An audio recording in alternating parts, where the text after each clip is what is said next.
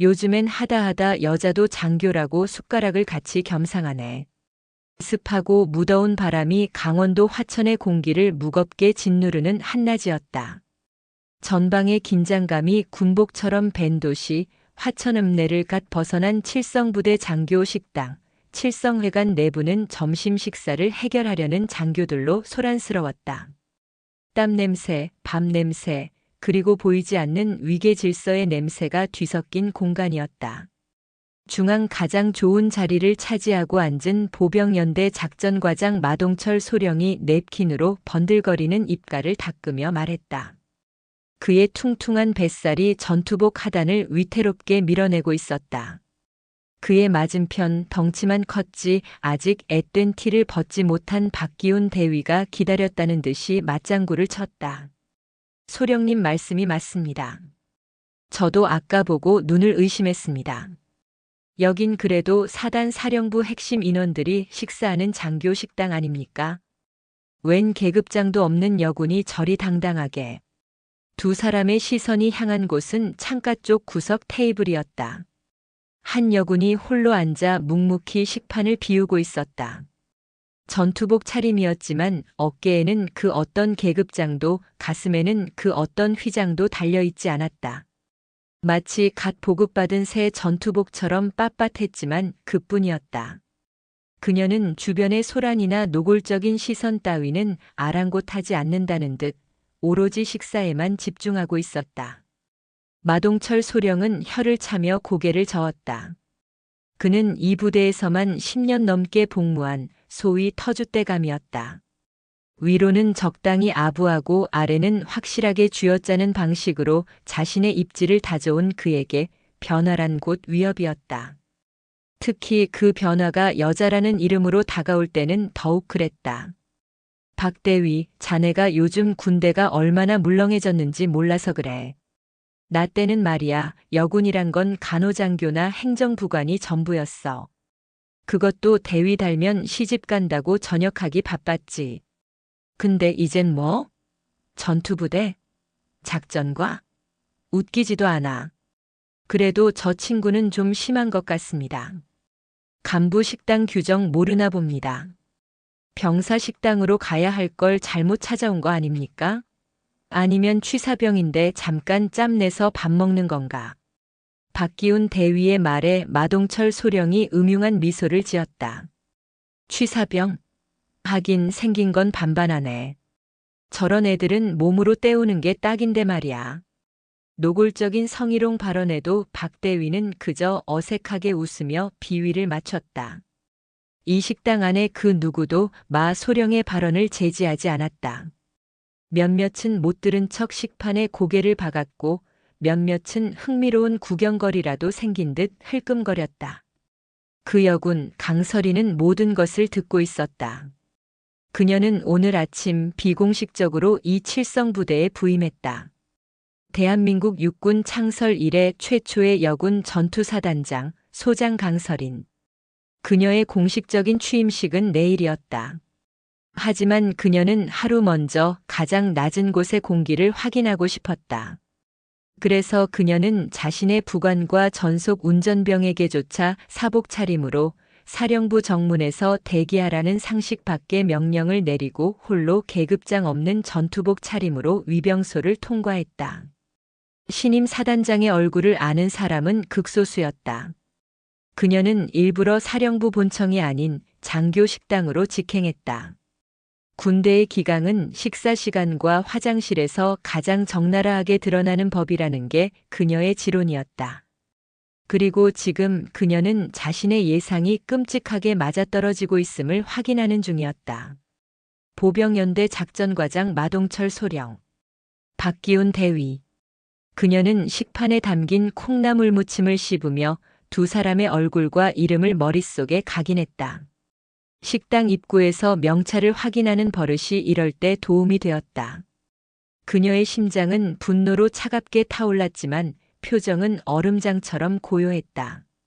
수십 년간 군 생활을 하며 겪어온 수많은 멸시와 편견이 그녀를 이렇게 단련시켰다. 그녀는 감정을 드러내는 것이 가장 어리석은 패배임을 알았다. 마동철 소령은 자신의 말이 먹히지 않자 혹은 저 여군이 자신을 감히 무시한다고 판단하자 자존심이 상했다. 그는 의자에서 거들먹거리며 일어났다. 어이 거기. 강설이는 고개를 들지 않았다. 야, 너 말이야. 귀 먹었어? 마동철 소령이 성큼성큼 그녀의 테이블로 다가갔다. 박기훈 대위도 재미있는 구경이라도 난 듯 뒤따랐다. 식당 안의 공기가 순간 정지했다. 모든 장교들의 시선이 구석 테이블로 집중됐다. 그제야 강설이는 천천히 고개를 들었다. 날카롭지만 깊이를 알 수 없는 눈동자가 마동철 소령의 유들거리는 얼굴을 정면으로 마주했다. 무슨 일이십니까? 예상외로 차분하고 권위 있는 목소리에 마동철이 순간 주춤했지만 이내 자존심이 불타올랐다. 감히 계급도 없는 것이 자신에게 따박따박 대꾸하는 꼴이 우스웠다.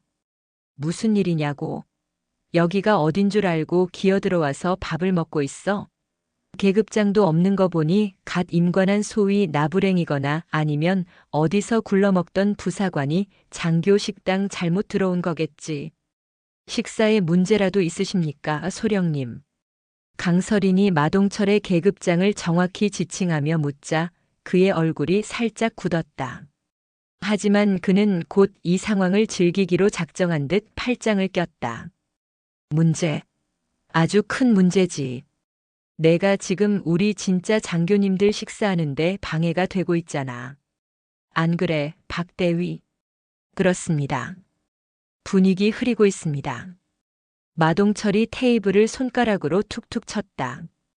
보아하니 짬도 안 되는 것 같은데 이럴 땐 어떻게 해야 하는지 선배들이 안 가르쳐 주던. 밥맛 떨어지게 앉아있지 말고 선배님들 시중이라도 들어야지. 그가 빈 자신의 컵을 그녀의 식판 옆에 거칠게 내려놓았다. 커피나 타와라. 진하게. 얼음 넣어서. 공개적인 망신이자 명백한 지시였다. 식당 안은 숨막히는 침묵에 잠겼다. 모두가 저 당돌해 보이는 여군의 다음 행동을 주시했다. 그녀가 복종할 것인가 아니면 반항할 것인가. 반항한다면 마동철 소령이 과연 그녀를 어떻게 박살낼 것인가. 강설이는 마동철 소령과 그가 내려놓은 컵을 잠시 바라보았다. 그리고는 다시 마동철의 눈을 정면으로 응시했다. 그녀의 입가에 아주 희미한 그러나 얼음처럼 차가운 미소가 스쳤다. 그녀가 입을 열려던 바로 그 순간이었다. 쾅! 식당 문이 거의 부서질 듯이 열렸다. 모든 사람의 시선이 문 쪽으로 향했다. 식당 입구에는 사단 부사단장인 김진수 대령이 숨을 헐떡이며 서 있었다. 그는 방금 전력 질주를 한 사람처럼 전투복이 땀에 젖어 있었고 얼굴은 새하얗게 질려 있었다. 헉. 김진수 대령은 공포에 질린 눈으로 식당 내부를 미친 듯이 훑었다. 그의 시선이 마동철 소령과 박기훈 대위, 그리고 그들 앞에 앉아있는 강설인에게 꽂혔다. 마동철 소령은 갑작스러운 부사단장의 등장이 찜찜했지만 이내 자신의 군기 확립 현장을 보여줄 기회라고 생각했다. 김 대령님. 식사하러 오셨습니까? 마침 제가 군기가 빠진. 닥쳐 이 새끼야. 김진수 대령의 입에서 나온 것은 점잖은 인사가 아니라 야수 같은 고함이었다. 마동철은 태어나서 처음 듣는 김 대령의 욕설에 눈이 휘둥그레졌다. 김진수 대령은 마동철을 밀치듯 지나쳐 그대로 강설인의 테이블 앞으로 달려왔다. 그리고는 식당 전체가 떠나갈 듯한 목소리로 조금의 망설임도 없는 완벽한 차려 자세로 경례를 붙였다. 충성. 부사단장 대령 김진수. 사단장님 도착 보고가 늦었습니다. 죄송합니다. 정적. 칠성회관 안에 모든 소리가 증발했다. 박기훈 대위가 들고 있던 숟가락이 땡그랑 하고 바닥에 떨어지는 소리만이 유일한 소음이었다. 사단장님. 마동철 소령의 머릿속에서 그 단어가 메아리쳤다. 그의 뇌는 그 단어의 의미를 받아들이기를 거부했다. 눈앞에 이 계급장 없는 커피 심부름이나 시키려 했던 저 어린 여자가 사단장? 육군소장? 별 2개? 마동철 소령의 안면 근육이 경련을 일으켰다. 핏기가 사라진 그의 얼굴은 회색빛으로 변해갔다. 그는 김진수 대령과 강서린을 번갈아 보며 입만 벙긋거렸다. 저기, 부사단장님. 지금, 무슨. 강서린은 천천히 자리에서 일어났다. 그녀는 땀으로 범벅이 된 김진수 대령의 경례를 덤덤하게 받았다. 대령. 예, 사단장님. 보고가 늦은 건 문제없어. 대신 아주 흥미로운 환영식을 받았으니. 그녀의 차가운 시선이 굳어버린 마동철 소령과 박기훈 대위에게 향했다. 두 사람은 마치 사형 선고를 기다리는 죄수처럼 떨고 있었다. 식당 안의 다른 모든 장교들은 일제히 자리에서 일어나 부동자세로 서 있었다. 강설이는 마동철 소령이 내려놓았던 빈 컵을 손가락으로 가볍게 툭 쳤다. 마동철 소령. 네. 사단장님. 마동철이 공포에 질려 거의 비명에 가까운 대답을 내뱉었다. 그리고 박기훈 대위. 네, 대위 박기훈. 강설이는 자신의 식판을 들고 일어섰다. 그녀는 김진수 대령에게 말했다. 부사단장, 내 집무실은 준비됐나? 예. 모든 준비를 마치고 기다리고 있었습니다. 좋아. 먼저 가 있도록. 강설이는 퇴식구 쪽으로 걸어갔다. 그녀가 지나가는 길목마다 장교들이 모세의 기적처럼 갈라지며 경례를 퍼부었다. 퇴식구의 식판을 반납한 그녀는 식당 출구로 향하다가 돌처럼 굳어있는 두 사람 앞에서 걸음을 멈췄다. 마소령. 네. 소령 마동철. 자네가 아까 커피를 원한다고 했던가. 그녀의 목소리는 조용했지만 식당 전체를 얼어붙게 만들었다. 아닙니다. 제가 감히. 10분 주지. 내 집무실로 직접 가져오도록. 강설인의 시선이 마동철의 눈을 꿰뚫었다. 블랙으로. 얼음 넣어서. 그리고 두 사람 군장 결속하고 내 집무실로 올라와. 오늘 밤 두 사람의 진짜 군 생활이 뭔지 내가 직접 가르쳐 줘야겠으니. 강설이는 그 말을 남기고 미동도 없이 굳어버린 장교들을 뒤로 한 채 유유히 칠성회관을 빠져나갔다. 마동철 소령은 그 자리에 주저앉고 말았다. 그의 군 생활은 아니, 그의 인생은 방금 끝장났다. 강원도 화천의 지옥 같은 여름이 이제 막 시작되고 있었다. 칠성회관에 남겨진 장교들은 얼음 조각이 되었다. 방금 전까지 울리던 식기 소리, 웃음소리는 완벽하게 증발했다. 그 자리에 남은 것은 바닥에 나뒹구는 숟가락, 그리고 부사단장 김진수 대령이 사단장에게 경례하며 외친 충격적인 단어 사단장님이라는 메아리뿐이었다. 마동철 소령은 그 자리에 주저앉은 채 멍하니 강설인이 사라진 문 쪽을 바라보았다. 땀인지 기름인지 모를 것이 그의 이마에서 흘러내려 턱 끝에 매달렸다. 사단장. 그의 입술이 경련했다. 신임 사단장. 그것도 여자. 계급장을 떼고 잠입했다. 그리고 자신은 그 사단장에게 대한민국 육군 소장에게 커피나 타오라고 명령했다. 소령님. 마소령님.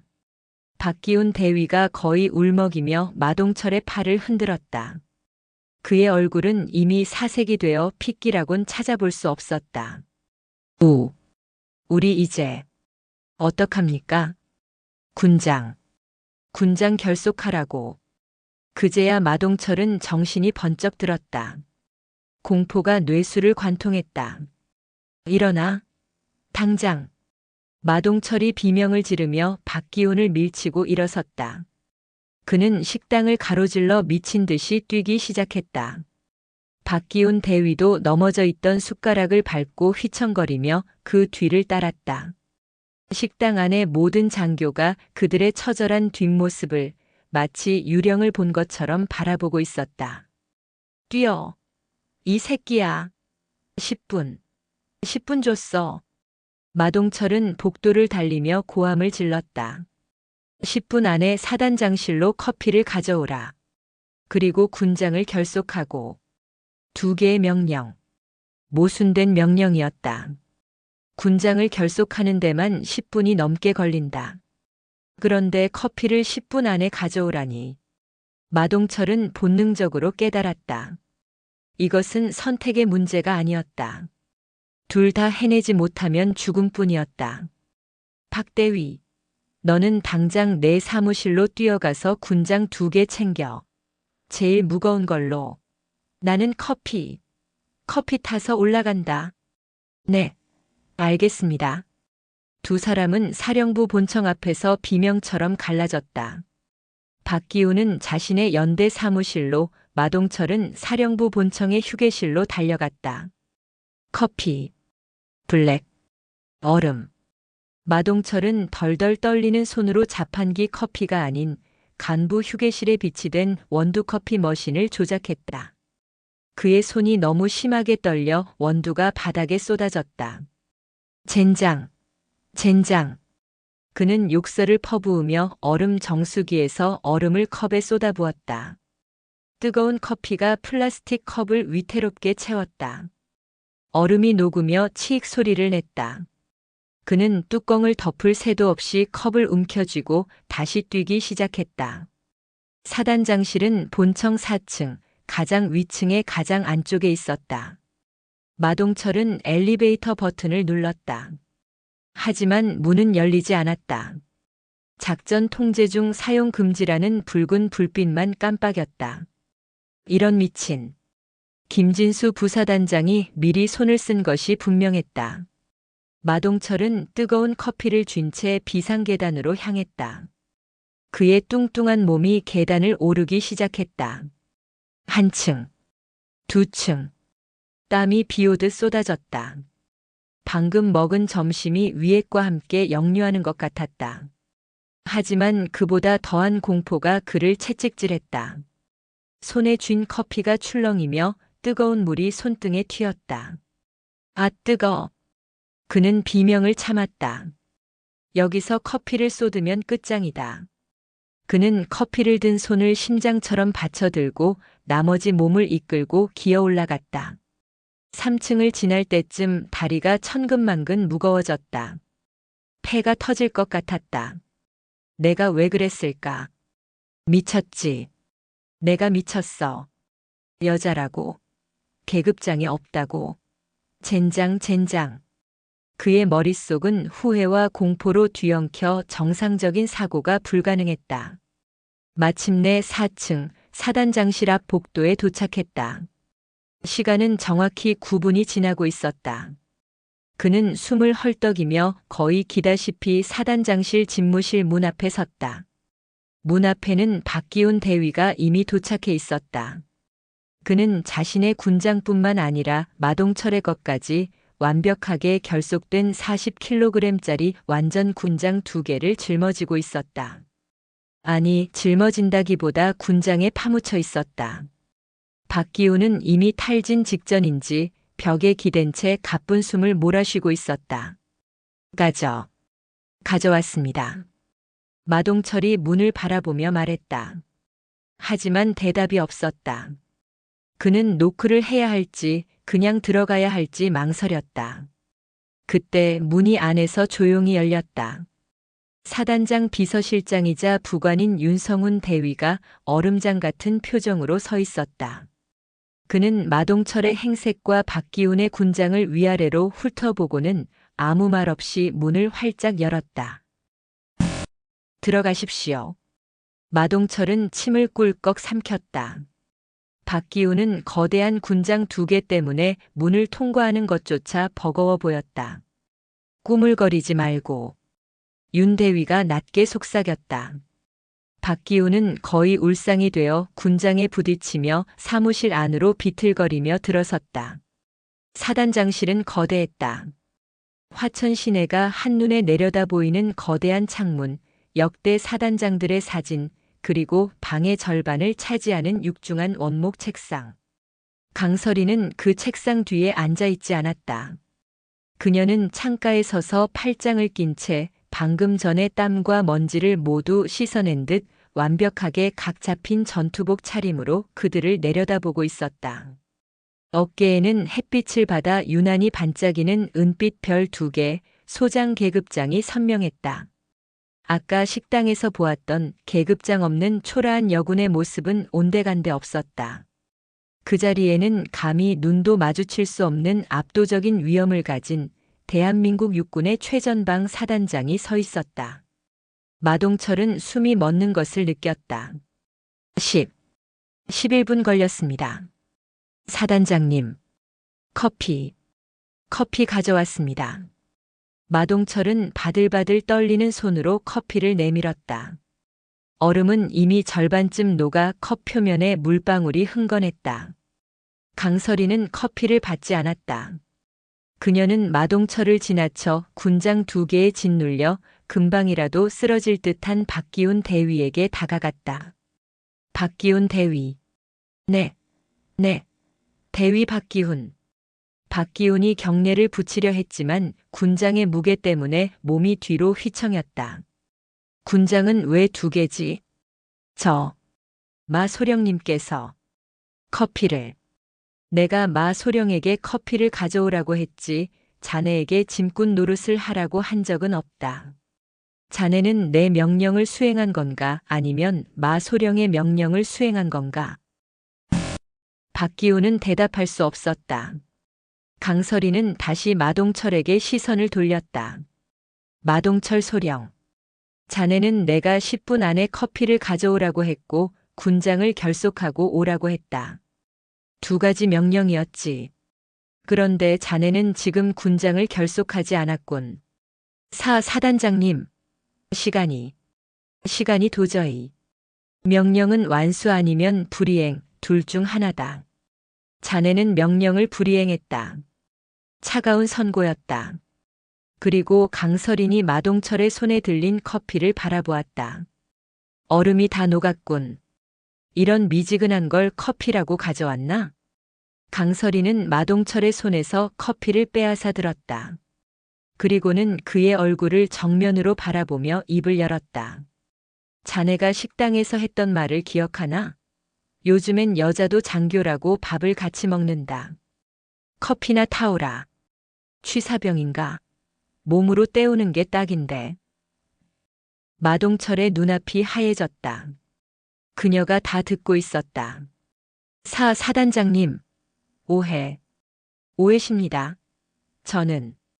오해? 강설이는 들고 있던 커피를 그대로 마동철 소령의 머리 위로 부어버렸다. 미지근한 커피가 마동철의 머리와 얼굴, 그리고 전투복 상의를 적셨다. 갈색 커피물이 그의 뱃살을 타고 흘러내렸다. 박기훈 대위는 그 광경을 보며 숨조차 쉬지 못했다. 윤성훈 대위는 미동도 없이 서 있었다. 이게 자네가 말한 커피다. 마실 만한가?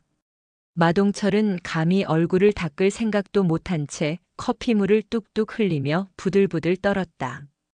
지옥, 그 이상의 공포가 그의 전신을 마비시켰다. 2 사람. 강설인이 빈 컵을 책상 위에 던지듯 내려놓았다. 거기 서 있어. 군장 메고. 차렷 자세로. 내가 다른 말을 할 때까지. 그녀는 자신의 책상으로 걸어가 의자에 앉았다. 그리고는 인터폰을 눌렀다. 부사단장 들어오라고 해. 잠시 후 김진수 대령이 결연한 표정으로 들어왔다. 그는 커피 범벅이 된 마동철과 군장에 짓눌린 박기훈을 경멸 어린 시선으로 한번 훑어보고는 강설인에게 경례했다. 대령 김진수. 불렀습니까? 김 대령. 저 2 사람 저 상태 그대로 이 방에 대기시킨다. 한 걸음도 움직이거나 군장을 풀게 해선 안 된다. 내가 지시한 그 서류 가져왔나? 네. 여기 있습니다. 김진수 대령이 두꺼운 서류철 하나를 책상 위에 올려놓았다. 표지에는 제12보병연대 특별감찰 자료라고 적혀 있었다. 강설이는 서류철을 천천히 넘겼다. 그 소리만이 방 안을 울렸다. 마동철과 박기훈은 죽음의 선고를 기다리는 심정으로 서 있었다. 땀과 커피 그리고 공포의 냄새가 뒤섞였다. 강설인이 서류를 넘기다 말고 고개를 들었다. 마동철 소령. 자네 연대 작전과장이었지? 네. 네, 그렇습니다. 작전과장이 부대 훈련 예산을 횡령하는 건 어느 나라 작전인가? 마동철의 심장이 쿵 하고 바닥으로 떨어졌다. 그게 무슨... 칠성회관에서 밥맛 떨어지게 만들던 그 패기는 어디 갔나? 강설인이 서류 한 장을 뽑아 그에게 휙 던졌다. 서류는 커피에 젖은 그의 가슴팍에 붙었다가 바닥으로 떨어졌다. 자네 여동생 이름이 마동자 맞나? DMZ 시큐리티 컨설팅 대표. 마동철은 이제 숨을 쉴 수 없었다. 모든 것이 끝났다. 사단장실의 공기는 유리 조각처럼 날카로웠다. 마동철 소령은 강설인이 던진 서류, 바닥에 떨어진 그 종이 한 장을 차마 줍지 못했다. 그의 눈동자는 공포로 초점을 잃고 미친 듯이 흔들렸다. 알고 있었다. 모든 걸 알고 왔어. 식당에서의 일은 우연이 아니었다. 그것은 덫이었다. 신임 사단장이 부임 첫날 자신의 정체를 숨기고 적의 심장부로 들어와 가장 썩은 부분을 정확하게 도려내기 위한 함정이었다. 그리고 자신은 그 함정의 가장 완벽한 형태로 걸려들었다. 답하지 못하나 마소령? 강설인의 목소리는 조용했지만 그 어떤 고함보다 무겁게 마동철을 짓눌렀다. DMZ 시큐리티 컨설팅. 작년 한 해 우리 사단 12연대에서만 특수전술훈련 위탁 교육 명목으로 5천만 원이 넘는 예산을 받아갔더군. 그녀는 자리에서 일어나 두려움에 떨고 있는 마동철의 앞으로 천천히 걸어왔다. 커피물이 뚝뚝 떨어지는 그의 턱 밑까지 다가왔다. 그런데 마소령. 자네 여동생은 화천에서 미용실을 운영하고 있던데. 언제부터 미용사가 특수전술도 가르쳤지? 커트 기술로 적의 목이라도 따는 훈련인가? 사단장님. 그것은. 입 다물어. 강설이는 서류철에서 또 다른 종이를 꺼내들었다. 박기훈 대위. 거대한 군장 2개에 짓눌려 있던 박기훈이 화들짝 놀라며 대답하려 했지만 목에서 쉰 소리만 새어나왔다. 네. 네. 자네는 작년 혹한기 훈련 때 자네 중대원들에게 지급되어야 할 동계 피복 20세트를 훈련 중 전량 손망실 처리했더군. 맞나? 박기훈의 다리가 후들거리기 시작했다. 군장의 무게 때문인지 공포 때문인지 알 수 없었다. 훈련 중 마모가 심해서. 마모. 그래, 마모가 심했겠지. 강설인이 부관 윤성훈 대위를 향해 손짓했다. 윤 대위는 옆에 준비해둔 태블릿 PC를 켜서 박기훈의 눈앞에 들이밀었다. 화면에는 화천 읍내의 한 중고 거래 사이트 화면이 떠 있었다. 그리고 그곳에는 새것 같은 군용 동계 피복 세트 팝니다라는 글과 함께 박기훈 대위가 손망실 처리했던 피복과 동일한 물품 사진이 올라와 있었다. 판매자의 아이디는 화천사랑맨이었다. 박대위. 자네 아이디가 화천사랑맨이던가. 자네 중대원들은 얼어 죽어가는데 자네는 그 피복을 팔아서 용돈벌이를 하고 있었나? 그게 자네가 말한 분위기 흐리는 짓 아닌가? 아닙니다. 저건 이 IP 주소 자네 관사 IP 주소와 일치한다. 박기훈은 결국 무너졌다.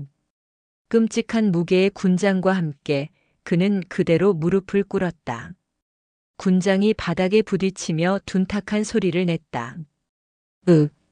으아. 그는 차마 변명도 용서를 빌지도 못한 채 어린아이처럼 흐느끼기 시작했다. 강설이는 그를 경멸스럽다는 듯이 쳐다보고는 다시 마동철에게로 시선을 옮겼다. 마동철은 이제 자신이 상대하는 존재가 단순한 사단장이 아님을 깨달았다. 그녀는 저승사자였다. 마동철 소령. 자네가 이 부대에 부임한 이래 지난 10년간 자네가 손댄 모든 것을 내가 지난 한 달간 검토했다. 한 달. 그녀는 부임하기 한 달 전부터 이미 이 모든 것을 파악하고 있었다. 자네는 연대작전과장이라는 직위를 이용해 이 칠성 부대를 자네의 왕국으로 만들었더군. 훈련 예산 횡령은 기본이고. 그녀는 책상으로 돌아가 의자에 앉아 마치 소설을 읽어주듯 그의 죄목을 하나하나 읊기 시작했다. 훈련 유류 불법 반출. 인근 주유소와 결탁해서 매달 수백 리터의 군용 유류를 빼돌렸지. 그 돈으로 어디에 썼나? 아, 여기 있군. 화천읍 화천가든. 매주 수요일 밤 지역 방위산업체 관계자들과 전술 토의를 가장한 향응을 즐겼더군. 인당 30만 원짜리 코스 요리를 먹으면서. 마동철은 눈을 감았다. 심지어 병사들 부식에도 손을 댔더군. 이번 달에만 돼지고기 100kg이 장부에서 사라졌어. 그 고기 자네가 주말마다 운영하는 가든 파티에 쓰였나? 자네 관사 냉동고에 가득 차 있던 그 고기 말이야. 김진수 부사단장의 얼굴이 분노로 일그러졌다. 그는 이 정도일 줄은 몰랐다는 표정이었다. 병사들 밥을 훔쳐먹는 장교라. 마소령. 자네가 식당에서 했던 말이 생각나는군. 여자도 장교라고 밥을 같이 먹는다. 자네는 자네 같은 벌어지는 장교는커녕 군인이라는 이름으로 밥을 먹을 자격조차 없다. 강설이는 서류철을 닫았다. 탁 하는 소리가 마치 망치 소리처럼 울렸다. 부사단장. 예, 사단장님. 저 두 사람 지금 이 시간부로 보직 해임한다. 마동철과 박기훈의 어깨가 축 처졌다. 보직 해임. 군 생활의 실질적인 사형 선고였다. 그리고 즉시 헌병대에 인계한다.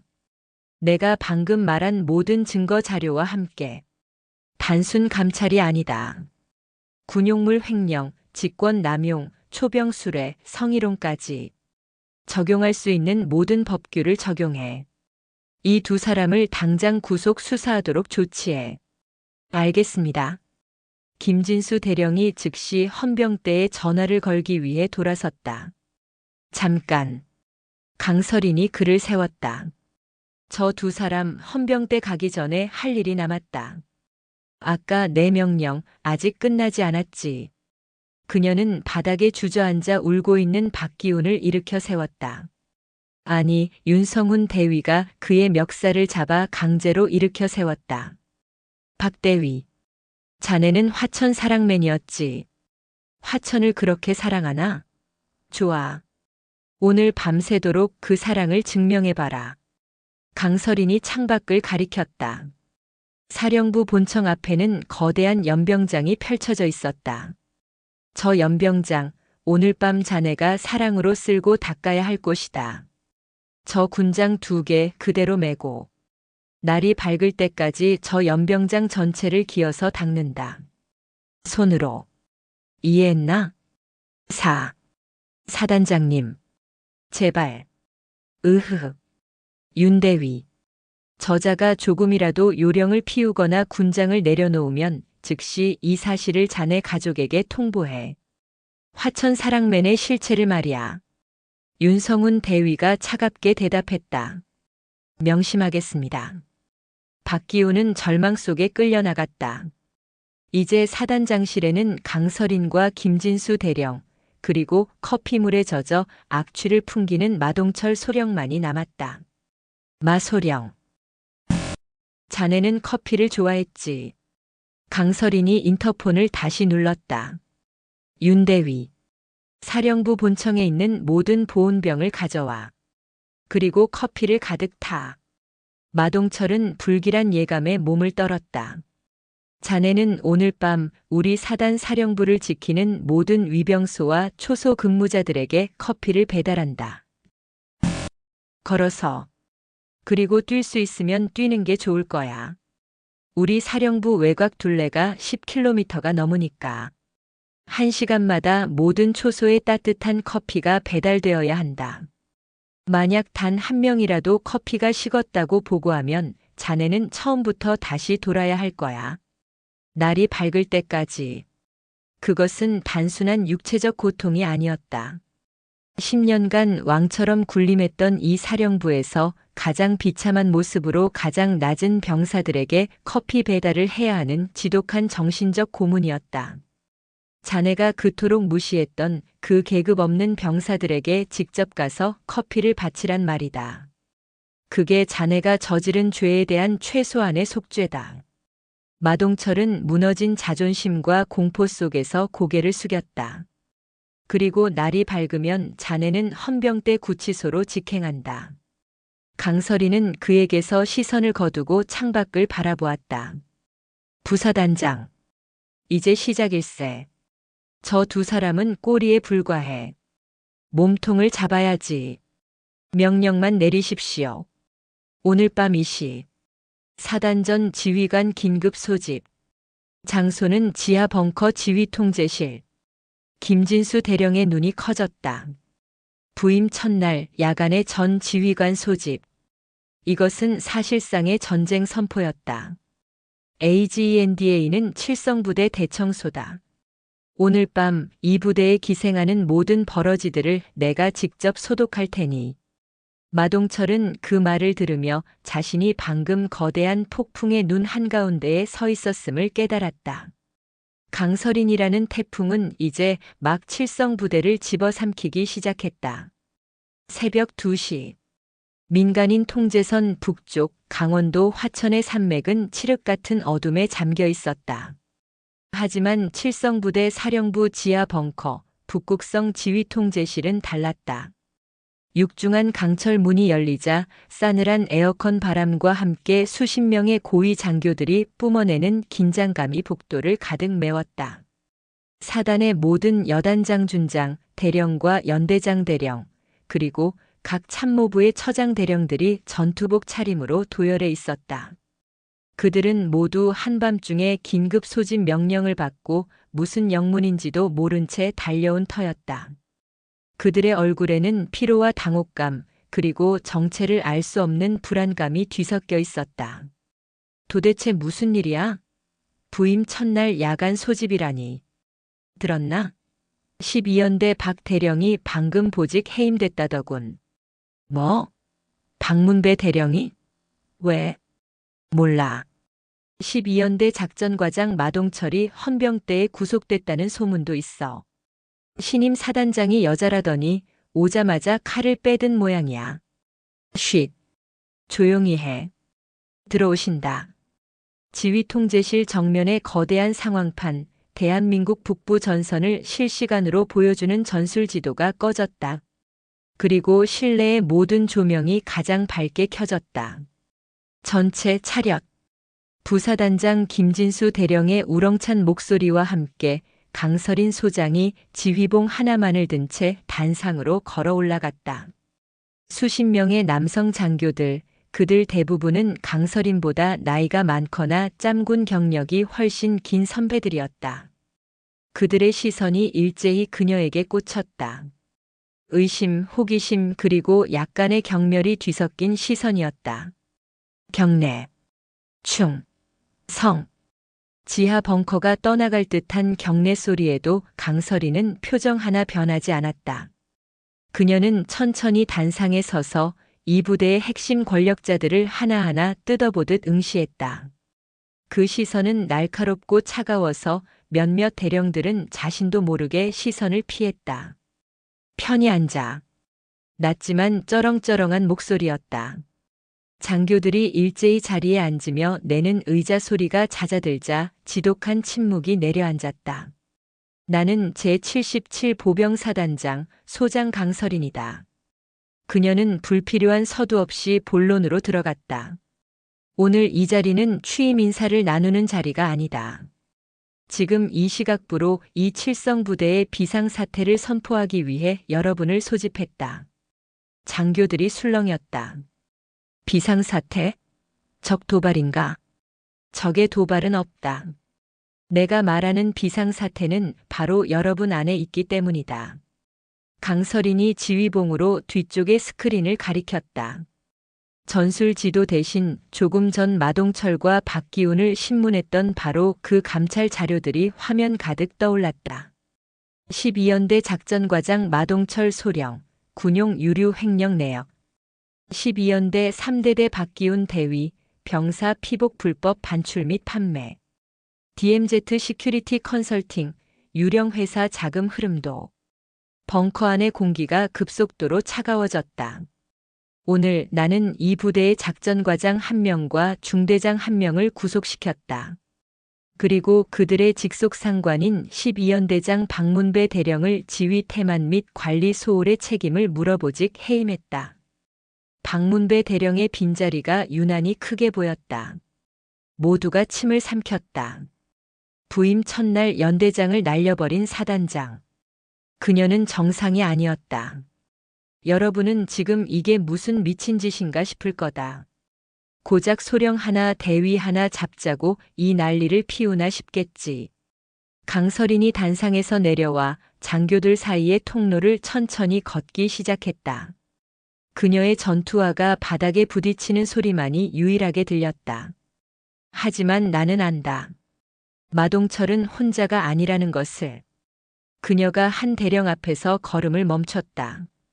군수참모부의 수장, 군수처장 오정식 대령이었다. 오 대령. 네. 대령 오정식. 오 대령이 벌떡 일어섰다. 마동철이 빼돌린 유류가 매달 수백 리터다. 연대 작전과장 혼자서 할 수 있는 규모가 아니지.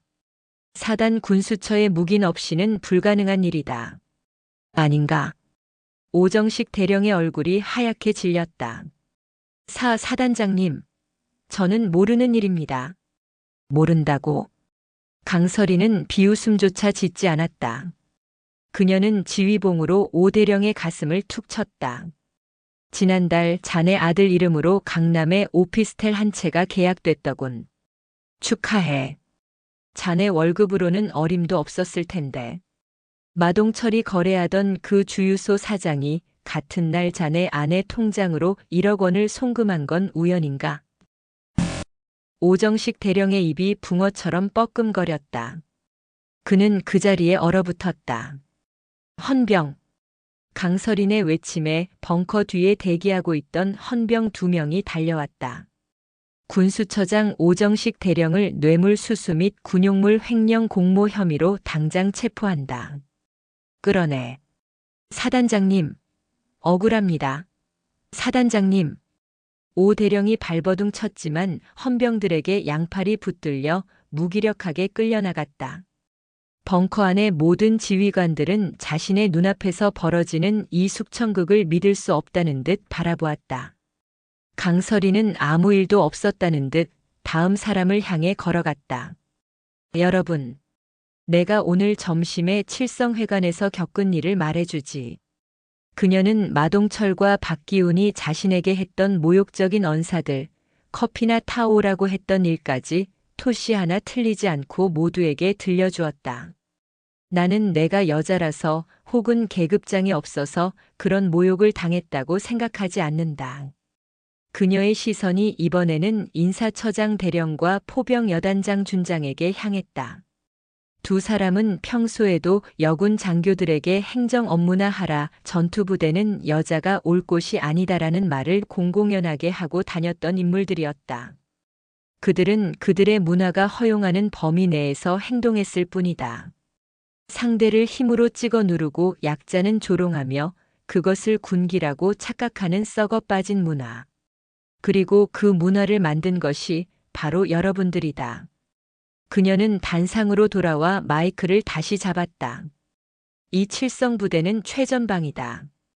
우리는 적과 싸우기 위해 여기 존재한다. 그런데 여러분은 적이 아니라 아군을 향해 총을 쏘고 있었다. 병사들의 밥을 훔치고 부하의 피복을 훔치고 부하의 인격을 모독했다. 이것은 부패다. 그리고 부패한 군대는 전투에서 반드시 패배한다. 나는 패배하는 전쟁을 할 생각이 없다. 스크린이 다시 바뀌었다. 이번에는 강서린 사단장 지휘방침 1호라는 글자가 떴다. 하나. 적과 싸워 이기는 전투준비 태세 확립. 하나. 부정부패 척결 및 신상필벌의 원칙 구현. 하나. 상호 존중과 배려의 병영 문화 창달. 아주 간단하다. 강서린이 말했다. 첫째, 전투 준비 외의 모든 불필요한 행정, 보여주기식 훈련, 지휘관 의전, 오늘부로 전부 금지한다. 나는 커피 심부름이나 받으러 여기에 온 게 아니다. 둘째, 내가 오늘 오정식 대령과 마동철 소령을 잘라낸 것처럼 이 시간부로 부대 내 모든 부패 행위자는 지휘 고하를 막론하고 법의 심판을 받게 될 것이다. 자비는 없다. 셋째, 상호 존중. 계급이 낮다고 혹은 여자라고 인격적으로 모독하는 행위는 이적 행위로 간주한다. 우리의 동료를 모욕하는 자는 적과 같다. 그녀는 지휘관들을 둘러보았다. 이제 그들의 눈에는 경멸이나 호기심 따위는 없었다. 오직 공포와 경악만이 남아있었다. 여러분에게 24시간을 주겠다. 강서린이 손목시계를 확인했다. 내일 이 시까지 각 지휘관은 본인의 부대 내에 존재하는 마동철과 오정식이 누구인지 그리고 어떤 관행이라는 이름의 부패가 존재하는지 스스로 파악해서 보고하라. 그녀의 목소리에 얼음 같은 살기가 실렸다. 만약 여러분이 보고하지 않은 것을 내가 찾아낼 경우 여러분은 그들과 같은 공범으로 처리될 것이다. 스스로 살 길을 찾아라. 오늘 회의는 끝났다. 나가서 여러분의 부대에 기생하는 암덩어리들을 도려낼 준비를 해라. 해산. 지휘관들은 마치 혼이라도 빠져나간 사람들처럼 자리에서 일어나 굳은 표정으로 벙커를 빠져나갔다. 강원도 화천의 칠성부대. 대한민국 육군에서 가장 썩었다고 알려진 부대 중 하나였던 이곳에 그 누구도 예상하지 못했던 피해 숙청이 시작된 밤이었다. 그리고 그 시각 벙커 밖 지상의 연병장에서는 박기훈 대위가 완전 군장 2개를 맨 채 진흙탕 바닥을 기고 있었고 사령부 외곽에서는 마동철 소령이 커피가 든 보온병을 들고 다음 초소를 향해 절뚝거리며 뛰고 있었다. 지옥 같은 밤은 이제 겨우 시작이었을 뿐이다.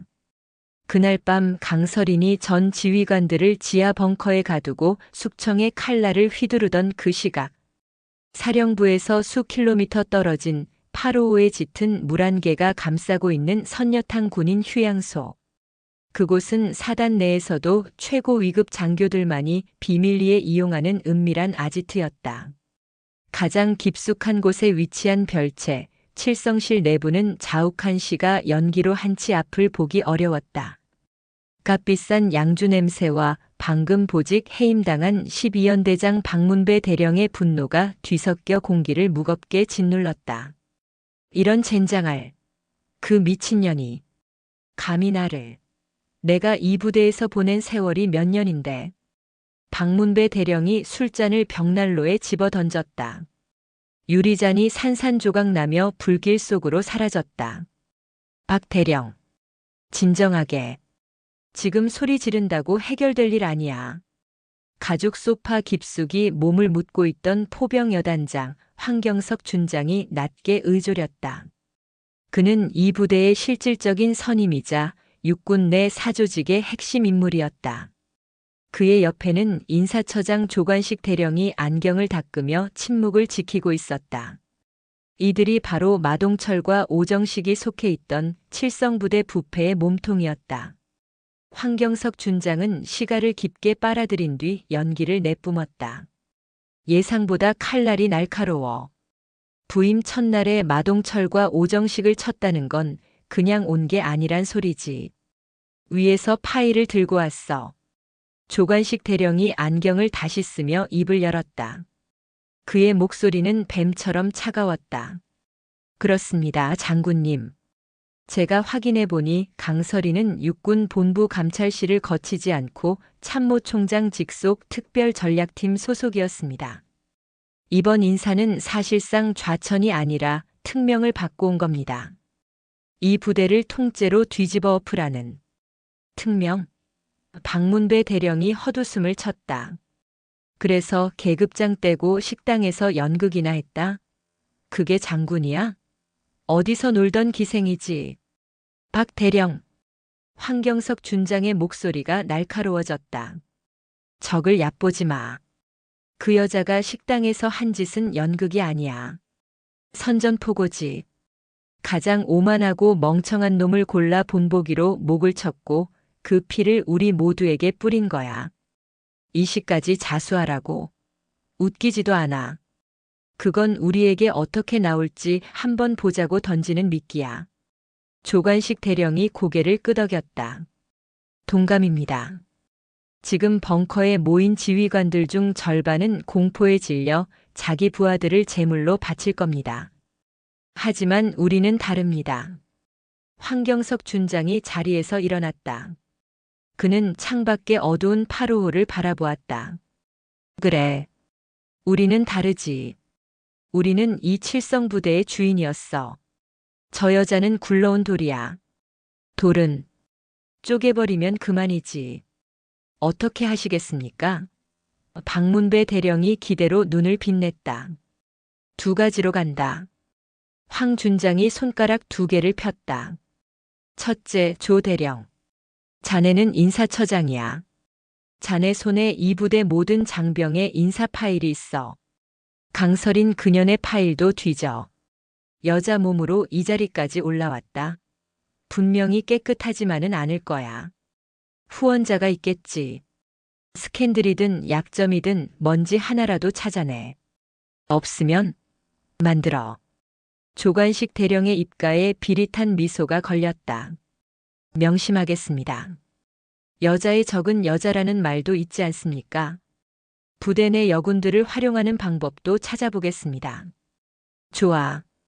그리고 둘째. 황 준장이 박문배 대령을 바라봤다. 우리가 가진 힘을 보여줘야지. 그 여자는 지금 자기가 이 부대를 장악했다고 착각하고 있어.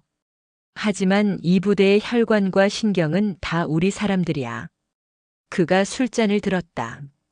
내일부터 사단장의 모든 지시를 합법적으로 마비시킨다. 마비. 말입니까? 그래. 소극적 저항이다. 사단장이 훈련을 지시하면 장비가 노후화되어 불가능하다고 보고해. 보급을 지시하면 행정 절차가 복잡하여 지연된다고 해. 인사이동을 명령하면 해당 인원이 긴급 환자라 불가능하다고 해. 황경석 준장의 눈이 번뜩였다. 모든 것을 절차대로 규정대로 하지만 가장 느리고 비효율적인 방식으로 처리하는 거야. 사단장은 명령만 내릴 뿐 실행은 우리가 한다. 우리가 손을 놓으면 사단장은 눈뜬 장님, 팔다리 잘린 허수아비가 되는 거야. 전 부대가 마비되면 그 책임은 누가 지나? 지휘관인 강설인이지. 부임하자마자 부대를 혼란에 빠뜨린 무능한 지휘관. 위에서도 그년을 감당하지 못할 게다. 박문배 대령의 얼굴이 환해졌다. 과연 장군님이십니다. 그렇게만 되면. 그리고 결정적인 한 방이 필요해. 황경석이 조관식 대령을 바라봤다. 이 모든 혼란 속에서 그 여자가 감당 못할 사고가 하나 터져줘야지. 규정과 절차만 따지다가 대응 못할. 그런 대형 사고 말이야. 조관식 대령이 낮은 목소리로 답했다. 군수처장 오대령이 잡혀가면서 물자 창고 쪽 라인이 비었습니다. 그쪽이라면 사고를 위장하기가. 좋아. 준비해. 황경석 준장이 술잔을 높이 들었다. 강설인. 내가 얼마나 버티는지 보자고. 여긴 내가 놀 물이 아니야. 칠성부대는 우리의 것이다. 세 남자의 잔이 부딪히는 소리가 파로오에 짙은 물안개 속으로 섬뜩하게 퍼져나갔다. 그들은 자신들이 상대하는 것이 단순한 여자 장군이 아니라 수십 년간 군 내부의 더러운 전쟁터에서 살아남은 전사라는 사실을 아직 깨닫지 못하고 있었다. 새벽 4시. 전 지휘관들이 공포에 질려 벙커를 빠져나가고 황경석 일당이 반격의 음모를 꾸미던 그 시각. 강설이는 집무실로 돌아오지 않았다. 사단장님 관사로 가셔서 윤대위 지프차 대기시켜. 예. 하지만 꼬박 밤을 새셨습니다. 전쟁은 밤낮을 가리지 않아. 그리고 진짜 전쟁은 이제부터야. 벙커에서 겁먹은 얼굴들을 봤겠지. 그들은 지금 살아남기 위해 두 가지 중 하나를 할 거야. 꼬리를 자르거나 나를 물거나. 나는 그들이 나를 물기를 기다릴 수 없어. 내가 먼저 그들의 숨통을 찾아낼 거다. 강설인의 눈은 피로 대신 형형한 기백으로 불타고 있었다. 어디로 가십니까? 가장 높고 가장 위험한 곳.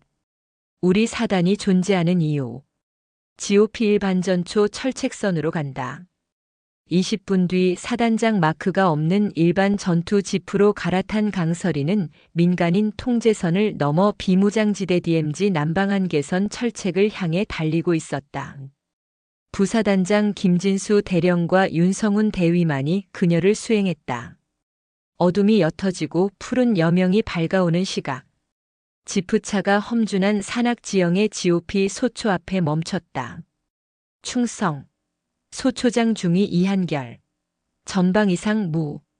갓 임관한 지 1년 남짓 되어 보이는 젊은 소초장이 튀어나와 거수 경례를 붙였다. 그는 사단장이 예고도 없이 그것도 이 새벽에 나타나자 극도로 긴장한 모습이었다. 보고는 됐다. 소초장. 강설이는 경례를 받고 지프에서 내렸다. 그녀는 소초장이 내민 방탄모를 받아 쓰는 대신 자신의 전투모를 고쳐 썼다. 내 소초원들 지금 철책 근무 중이겠지. 아침 식사는 했나? 아직 식사 시간 전입니다. 근무 교대 후 식사 예정입니다. 그래. 그럼 지금 너희 생활관에서 가장 오래된 전투와 한 켤레만 가져와 봐. 예. 전투. 화 말입니까? 이한결 중위는 당황했지만 즉시 생활관으로 뛰어들어가 가장 낡아 보이는 전투와 한 켤레를 들고 왔다. 밑창이 거의 다 닳아 맨들맨들했고 가죽은 갈라져 있었다. 강설이는 그 전투화를 받아들고 꼼꼼히 살폈다. 이게 언제 보급된 거지? 작년 초에 보급된 물품입니다. 병사들이 험하게 쉰다 보니. 험하게? 아니. 강설인이 전투와 밑창을 이중위의 눈앞에 들이밀었다. 이건 불량품이야. 혹은 재생품이거나. 이 정도 마모도는 정상적인 군화에서 나올 수 없어. 내 병사들이 이 신발을 신고 매일 수십 킬로미터의 철책을 걷고 있었다는 건가? 자네, 이런 문제를 상급부대에 보고했나? 했습니다. 매달 건의했지만 군수처에서는 항상 재고 부족 혹은 예산 동결이라는 답변만. 강설이는 눈을 감았다. 어젯밤 체포된 오정식 대령과 그 일당들이 병사들의 전투화까지 빼돌려 자신들의 배를 채웠다는 증거였다. 부사단장. 예, 사단장님. 당장 전 부대 전투물자, 특히 병사 개인 보급품에 대한 전수조사를 지시해. 오늘 밤까지 나한테 보고해.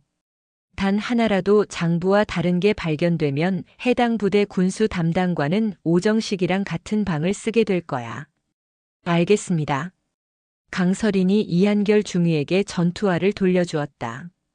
소초장. 오늘은 내가 너희 소초원들 아침 배식을 직접 하겠다. 그리고 아침 식사는 너희와 같이 하겠어. 당장 추진해. 네. 알겠습니다. 이한결 중위의 얼굴에 놀라움과 감동이 스쳤다.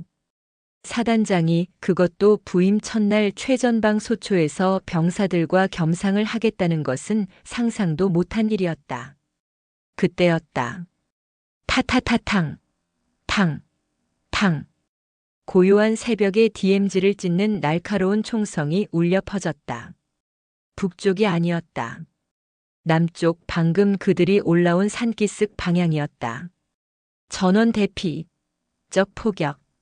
아니, 총성입니다. 이한결 중위가 본능적으로 소리치며 강서린을 엄폐물 뒤로 밀려 했다. 하지만 강서린은 꿈쩍도 하지 않았다. 그녀는 총성이 들려온 방향을 노려보며 그 누구보다 침착하게 상황을 판단했다. 3발 그리고 2발. 자동 소총이다. 우리 측 확이야. 위치는 3번 초소 방향 700m 지점. 적 도발이 아니다. 내부에서 터진 사고다. 그녀는 즉시 무전기를 집어들었다. 북극성 여기는 7성. 3번 GOP 소초 인근 총성 발생.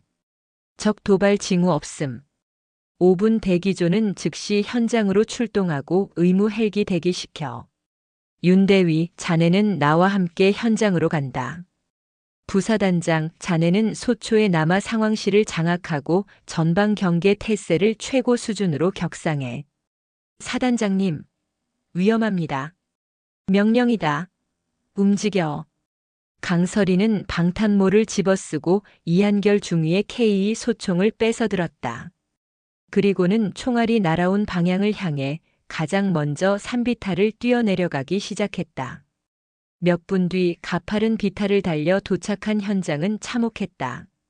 3번 초소로 향하는 보급로의 굽은 길목이었다. 2명의 병사가 피를 흘리며 쓰러져 있었다.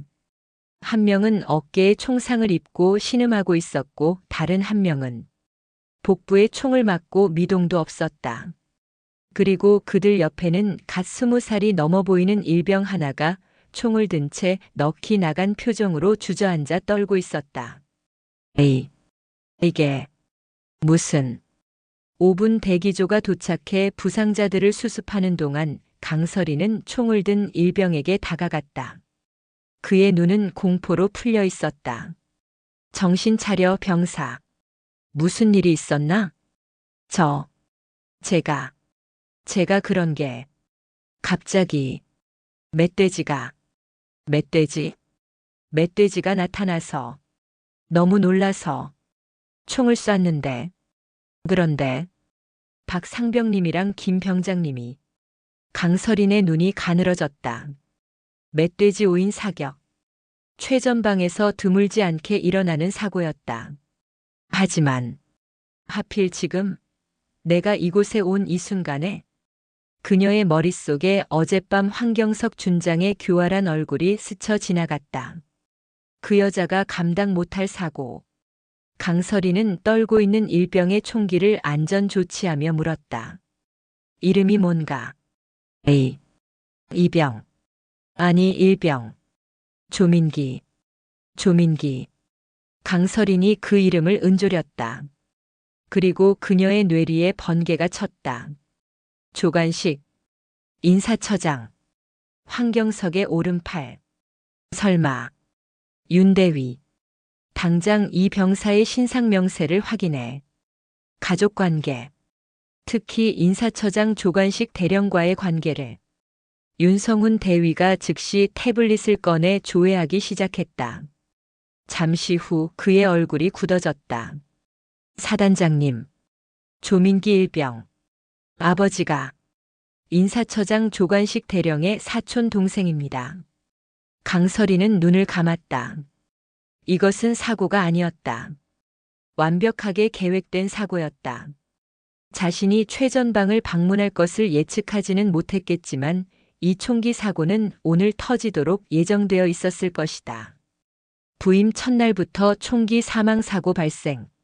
지휘관에게는 치명적인 오점이다. 황경석과 조관식이 자신을 압박하고 이 부대가 얼마나 위험한 곳인지를 가르쳐주기 위해 벌인 짓이었다. 그들은 자신들의 권력을 위해 젊은 병사 2명의 목숨을 제물로 바쳤다. 강서린의 입에서 얼음 같은 한숨이 새어나왔다. 분노가 머리끝까지 치밀었지만 그녀의 표정은 더욱 차갑게 가라앉았다. 그녀는 조민기 일병의 멱살을 잡아 일으켜 세웠다. 똑바로 서. 조민기 일병. 넌 지금부터 살인 용의자다. 그리고 내 배후에 있는 자들도 마찬가지야. 그녀는 무전기를 다시 들었다. 북극성. 여기는 칠성. 현 시간부로 칠성부대 전역에 위기 등급 알파를 발령한다. 헌병대장은 즉시 헬기를 타고 3번 초소로 이동, 본 사건을 총기 사고가 아닌 상관 살해 미수 및 계획 살인 혐의로 직접 수사한다.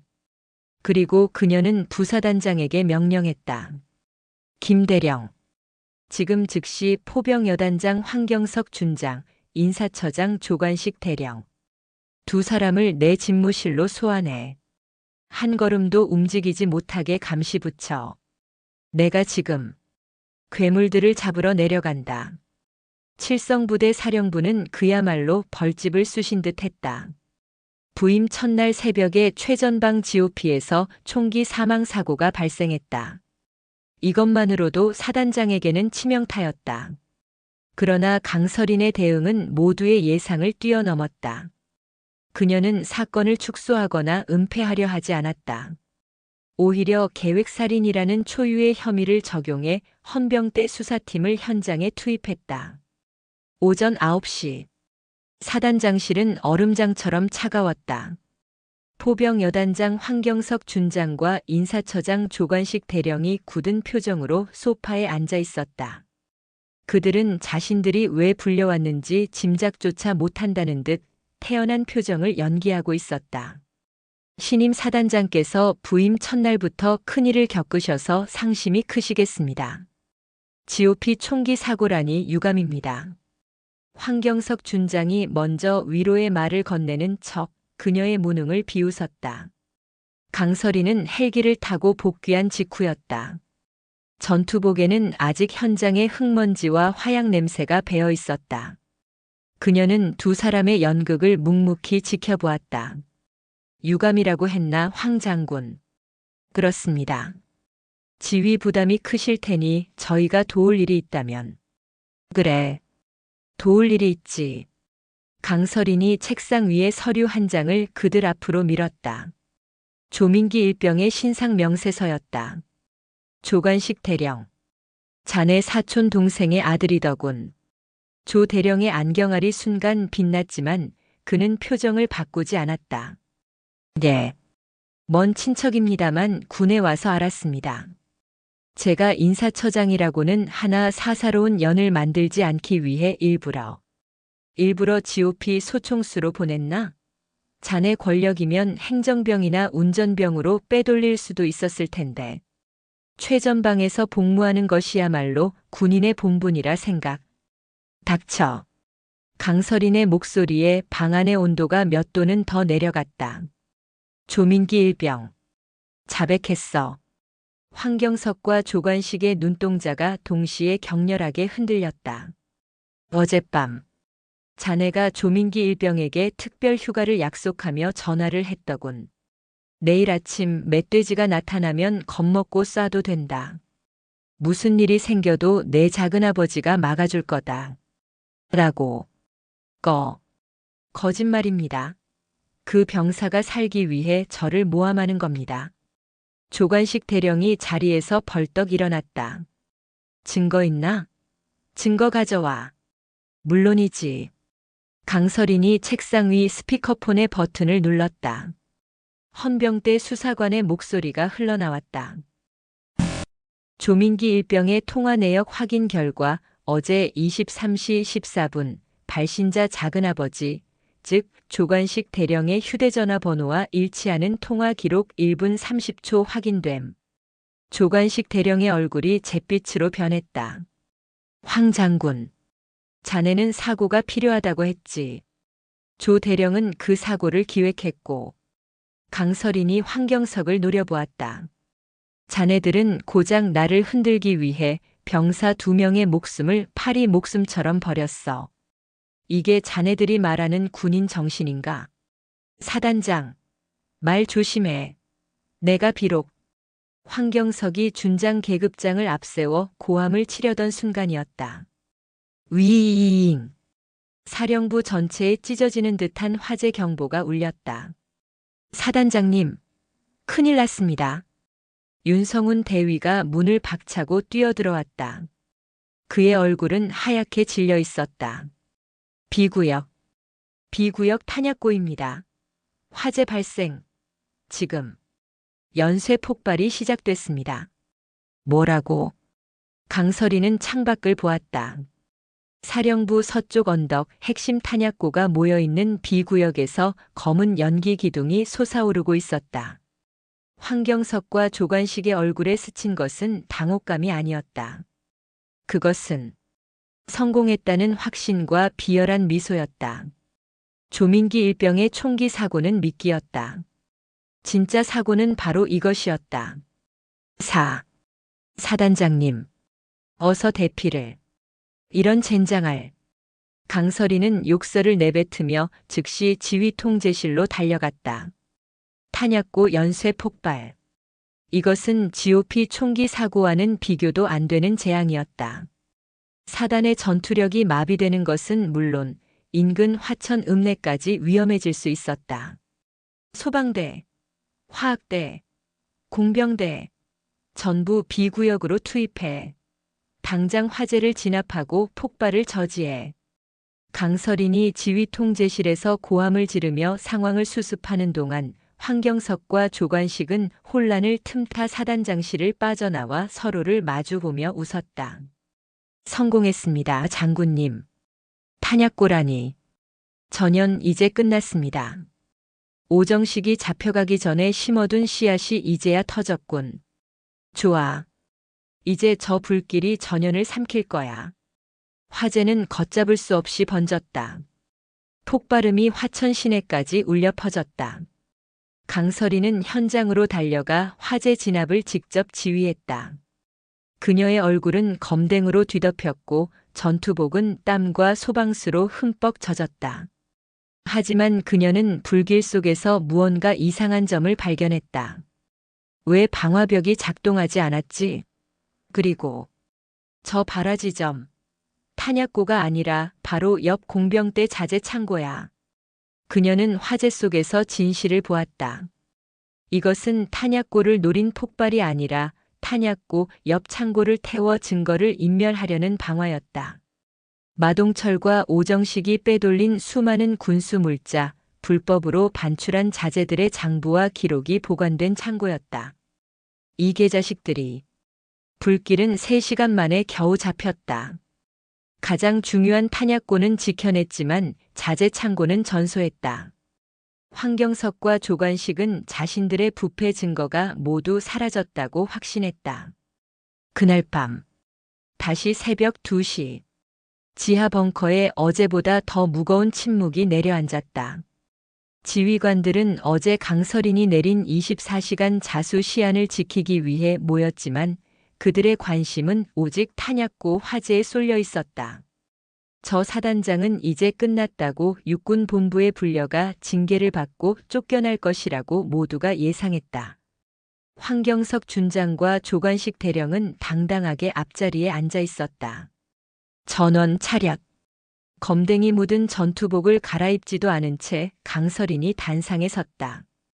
그녀의 얼굴은 강철처럼 차가웠다. 어제 내가 여러분에게 24시간을 주었다.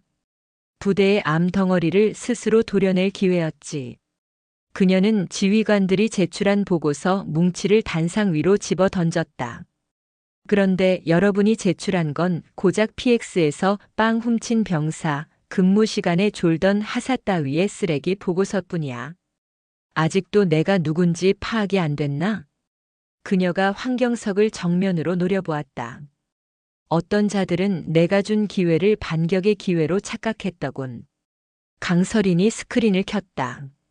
그곳에는 불에 탄 자재 창고의 모습이 떠올랐다. 오늘 화재가 났지. 모두가 내 지휘 책임을 거론하며 비웃었을 거야. 하지만 말이다가 황 장군. 스크린이 바뀌었다. 놀랍게도 그것은 불타기 전 자재 창고 내부를 찍은 영상이었다. 그 창고, 내가 어제 오정식 대령을 체포한 직후에 이미 모든 장부와 물자 리스트를 백업해 두었다. 그리고 이것. 화면에는 방화범이 창고에 불을 지르는 CCTV 영상이 선명하게 재생됐다. 비록 얼굴은 가렸지만 그가 타고 온 차량 번호판이 정확히 찍혀 있었다. 포병여단 사령부 소속 황경석 장군의 전용 지프 차량이더군. 벙커 안에 모든 공기가 얼어붙었다. 그리고 조관식 대령. GOP 총기 사고 현장 사진이 떴다. 자네가 살인을 교사한 그 총알. 내가 직접 회수했다. 그리고 자네가 조민기 일병에게 보낸 문자 메시지. 실수해도 괜찮다. 불발탄이라고 보고해라. 우리 헌병대가 다 복원해냈어. 황경석과 조관식은 이제 아무런 표정도 지을 수 없었다. 그들은 유령을 본 사람처럼 하얗게 질려 있었다. 두 사람. 나를 시험했나? 좋아. 시험 결과는 합격이다. 반역죄로. 강설인이 헌병대에게 손짓했다. 황경석 준장, 조관식 대령을 상관 살해교사, 군용물 방화, 국가 반란 음모 혐의로 이 자리에서 체포한다. 사단장, 내가 감히 날 건드리고 무사할 것 같아. 내 뒤에 누가 있는지. 황경석이 발악했지만 헌병들은 그의 입을 틀어막고 준장 계급장을 뜯어낸 뒤 그를 개처럼 끌어냈다. 조관식 대령은 그 자리에서 실신했다. 지하 벙커는 절반이 비어버렸다. 남은 지휘관들은 공포에 질려 숨도 제대로 쉬지 못했다. 강설이는 그들을 둘러보았다. 마동철, 오정식, 박문배, 황경석, 조관식. 이 부대의 머리와 몸통을 내가 잘라냈다. 그녀의 목소리가 벙커를 울렸다. 이제 손발이 남았군. 여러분들 말이야. 기회는 끝났어. 내일부터 내가 직접 여러분의 손발을 하나하나 검사할 거다. 그리고 아주 작은 때라도 묻어 있다면. 강설인이 지휘봉으로 스크린을 가리켰다. 저들과 같은 방을 쓰게 될 거야. 이 칠성 부대를 대한민국에서 가장 깨끗하고 가장 강한 부대로 만드는 것. 그것이 나의 첫 번째 임무다. 해산. 지휘관들은 도살장에서 풀려난 짐승들처럼 비틀거리며 벙커를 빠져나갔다. 강설이는 텅 빈 벙커에 홀로 남아 승리의 피로감을 내쉬었다. 하지만 그녀는 알았다. 진짜 적은 아직 시작도 하지 않았다는 것을. 황경석이 말한 내 뒤에 있는 사람. 그 진짜 몸통과의 전쟁은 이제부터였다. 칠성부대의 피해 숙청이 몰아친 다음 날 새벽 사단 전체가 마비 상태에 빠졌다. 사단장이 부임한 지 불과 48시간 만에 부대의 핵심 지휘 라인이었던 포병여단장, 인사처장, 군수처장 그리고 주력 현대장이 모조리 체포되거나 보직 해임되었다. 칠성부대 창설 이래 초유의 사태였다. 남아있는 지휘관들은 공포에 질렸다. 어젯밤 강설인이 벙커에서 선포한 전면 조사는 빈말이 아니었다. 새벽 4시부터 강설인의 직속 부관인 윤성훈 대위가 이끄는 특별감찰팀이 각 부대를 급습하기 시작했다. 그들은 장부나 서류 따위를 보지 않았다. 전투와 전수조사. 미창 마모도 30% 이상인 전투와 전부 이 자리에 가져와. 생활관 침상 및 관물대 위 먼지 상태 확인. 이게 병사들이 사는 곳인가 돼지우리인가. 취사장으로 가. 오늘 아침 배식 메뉴 정량대로 배식되는지 내가 직접 저울로 달아보겠다. 강설이는 서류상의 부패가 아니라 병사들의 삶에 직접 와닿는 부패의 결과물을 역으로 추적했다. 사단장님, 육군 본부 규정상 이 정도의 먼지는. 한 대대장이 감히 항의하려 했지만 강설이는 그의 말을 잘랐다. 규정? 어제부로 이 부대의 유일한 규정은 나 강설인이다. 자네는 부하들 관물대에 쌓인 먼지만큼이나 머릿속에 관행이라는 먼지가 가득 끼었군. 윤대위. 예, 사단장님. 저자 당장 보직 해임해. 오늘부로 사단 사령부 연병장 관리 장교로 임명한다. 연병장 풀 한 폭이라도 규정 외의 것이 자라나면 그땐 저녁이다. 사단장님. 비명 같은 절규가 터져 나왔지만 그 누구도 그를 동정하지 않았다. 모두가 다음 차례가 자신이 될까봐 숨을 죽였다. 강설인의 방식은 잔인할 정도로 효율적이었다.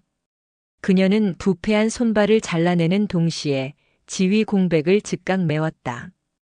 그리고 그 방식은 칠성부대 전체를 다시 한번 충격에 빠뜨렸다.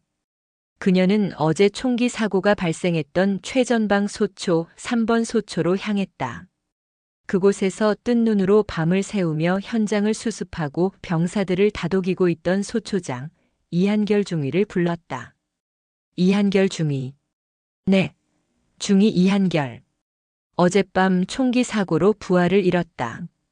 그런데도 도망치지 않고 현장을 지켰더군. 심지어 조관식 대령의 회유 전화도 받지 않았다고 들었다. 그것은 당연히 해야 할 일이었습니다. 그래. 그 당연한 것을 하는 놈이 이 부대에 없더군. 강서에라이에는 이한결 중위의 어깨를 바라보았다. 자네 대위 진급 심사에서 2번 누락됐더군. 이유가 뭔가? 황경석 장군님. 아니, 황경석 전 여단장의 훈련 방식에 이의를 제기했었습니다. 보여주기식 포격 훈련은 실전에서 됐다. 이유를 들으려는 게 아니다. 강설이는 그 자리에서 무전기를 들었다. 사령부 전체망이었다. 전 부대에 알린다. 현 시간부로 3번 소초장 이한결 중위를 대위로 특별 진급시킨다. 동시에 어제 공석이 된 제12보병 연대장, 그 자리에 이한결 대위를 연대장 직무대리로 임명한다. 무전기 너머 그리고 이한결 중위 본인도 이 명령을 이해하는데 수십 초가 걸렸다. 사단장님, 제가 연대장 말입니까? 저는 고작 대위가 그것도 방금 대위가 된 장교가 수천 명을 지휘하는 대령급 보직인 연대장을 맡는다. 그것은 군대의 위계 질서를 뿌리부터 흔드는 혁명과도 같은 인사였다. 내가 사람을 잘못 봤나? 자네는 부하들 목숨을 지키기 위해 준장에게도 덤볐다고 들었다. 그런데 고작 연대장 직무대리 하나를 맡는 게 두려운가? 이한결의 눈이 타오르기 시작했다. 그는 공포와 망설임을 누르고 자신의 군 경력 전체를 건 경례를 붙였다. 아닙니다. 사단장님. 명령. 받들겠습니다. 좋아. 자네에게 연대장 계급장 대신 내 신임을 주지. 가서 자네가 생각하는 진짜 군대를 만들어봐.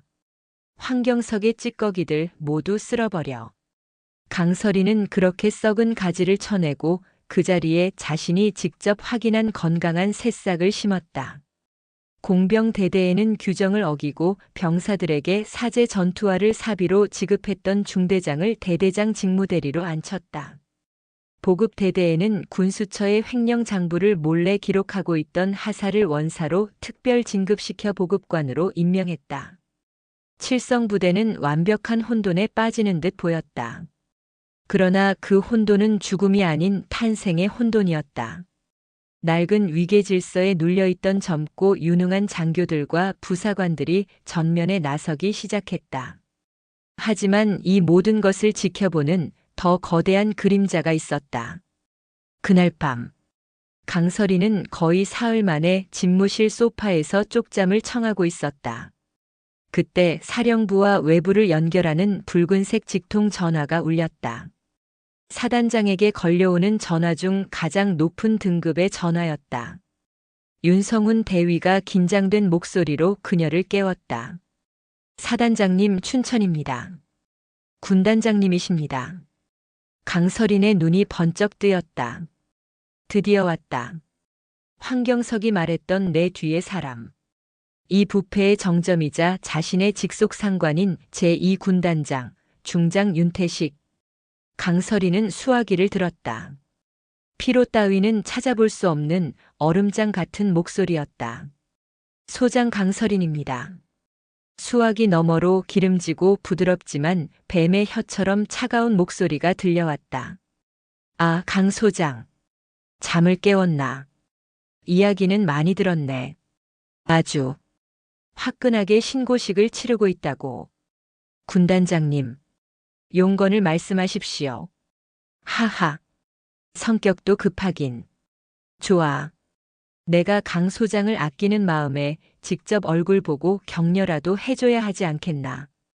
그 목소리는 격려가 아니었다. 명백한 소환이었다. 내일 오전 10시. 춘천에 있는 내 집무실로 오게. 사단 운영에 대해 우리가 나눠야 할 이야기가 좀 많아. 알겠습니다.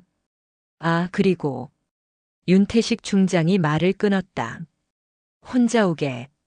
자네가 새로 뽑은 그 애송이들 말고 부사단장도 떼어놓고 와. 이건 우리 둘만의 이야기니까. 전화가 끊겼다.